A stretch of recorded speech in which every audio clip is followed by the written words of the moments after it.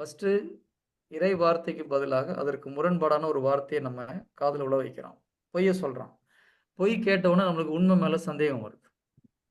உதாரணமா ஒரு doctor report cancer ரொம்ப சீரியஸ் 4வது ஸ்டேஜ்ல இருக்கிறீங்க. ஒண்ணும் பண்ண முடியாதுன்னு ஒரு ஒரு டாக்டர் ரிப்போர்ட் குடுக்குறாரு. இது உண்மையா? பொய்யா?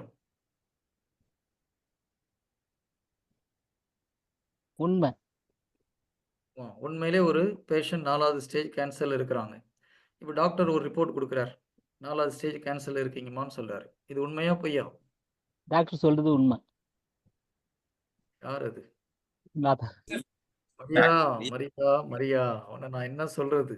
இல்ல டாக்டர் கரெக்ட்டா தானே சொல்றாரு. அவங்களுக்கு கேன்சர் இருக்குதுன்னு தானே சொல்றாரு. ஓகே.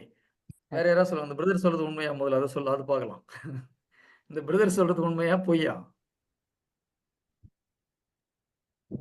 சொல்லுங்க. என்ன யாரும் பதில் சொல்ல மாட்டேங்கிறீங்க.